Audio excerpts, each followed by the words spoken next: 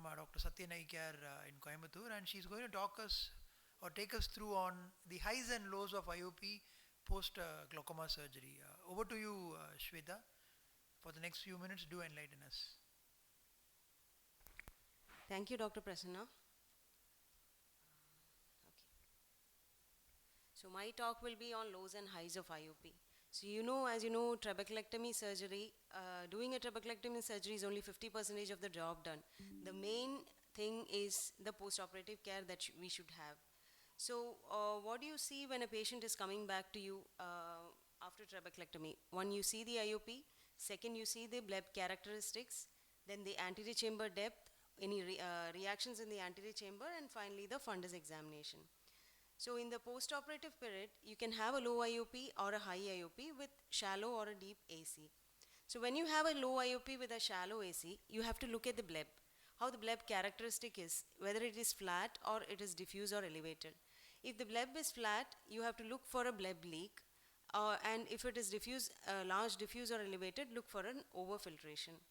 So then we have a serous-choroidal detachment, which is actually a complication of a hypotony rather than directly a trabeculectomy. Now let us look at the early bleb leak. So when you have an early bleb leak, just know your leaks. See, the surgeon will know why exactly they are having a leak. It can be because of a perforation or any buttonholing, some suture tracts or inadequate closure.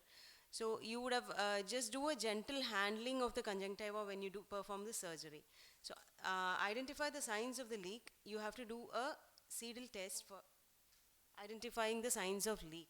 So you can see that after staining with the fluorescein, you can see the leak. Bleb leak can happen even in the late post-operative period. It can happen even after 5 years, especially when you use antimetabolites like mitomycin C. You can see that you can get these thin cystic blebs. So if you see this, you see that little deposits, black deposits you see on the bleb.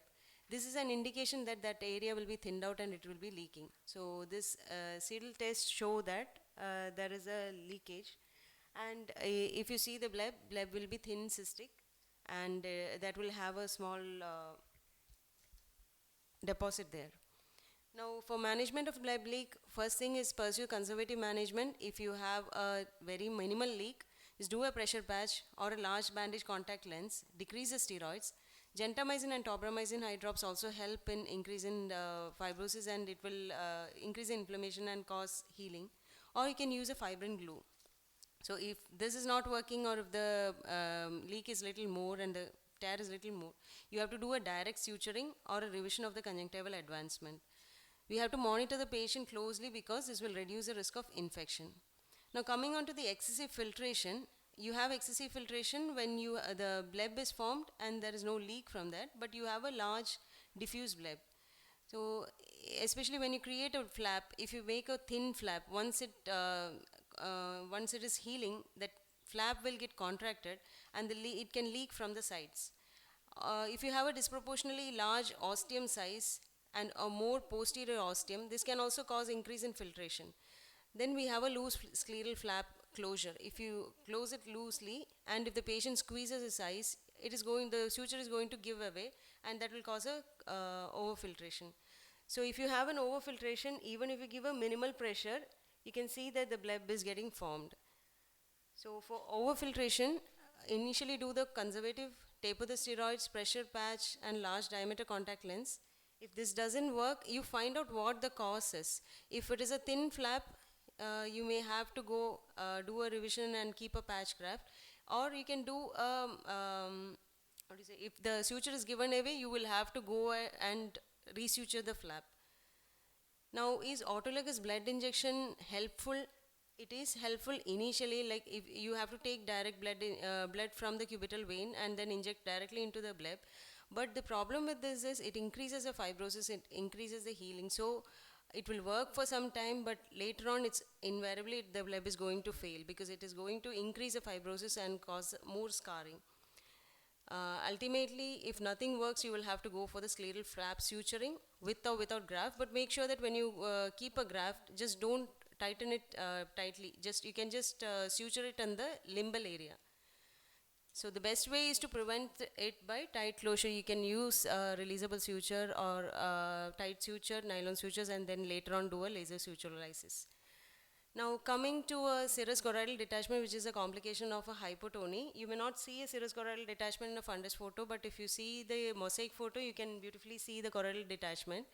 So CD can come along with an hypotony maculopathy also like this.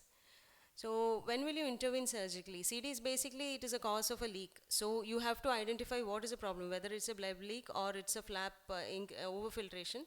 Correct it first, the CD will come down. Or if it is because of an inflammation, if you increase the steroids and put them on 3 days IV steroids, it comes down.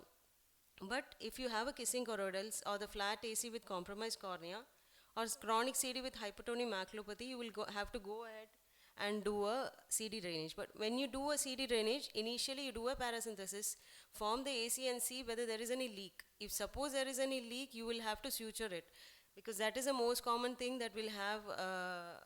And then when you're doing the CD drainage, do it step by step, very slowly, each layer by layer, and then you see the choroid. You just open it up, you can see the little yellow liquid that is coming out. You have to do this in the inferior part. Now coming to the hypotony maculopathy, we expect a hypotony maculopathy in a young myopic patient, and if you're using more adjunctive. So hypotony maculopathy patient can come with marked decrease in vision, and you can see the fundus photo, and if you take an OCT you can see lots of wrinkling in the choroid and retina. But the same thing, as I said, once you see what the cause is, treat it. If it is a leak, just treat it, and then this will be resolved. Now coming to the high IOP and shallow AC, you can have either aqueous misdirection, delayed suprachoroidal hemorrhage, incomplete iodectomy with a pupillary block. So aqueous misdirection syndrome, there will be an axial shallowing in an anterior chamber. It will be totally flat, and you will have a patent iodectomy. And there won't be any, you have to rule out other choroidal fluids and other leaks, and B scan will not show any choroidal fluid. So in aqueous misdirection, the first treatment is, once you see a shallow AC, you have to put a mediatic cycloplegic. Anyway, the patient will be on a cycloplegic post-trabeclectomy, so you have to just increase the dose. And next method is to do an iridotomy, capsulotomy, hyoidotomy. You will have a PI. Through the PI, you can use a YAG laser and do an iridotomy, capsulotomy, and hyoidotomy. You can do it surgically too. And if nothing works, you will have to go ahead and do the vitrectomy.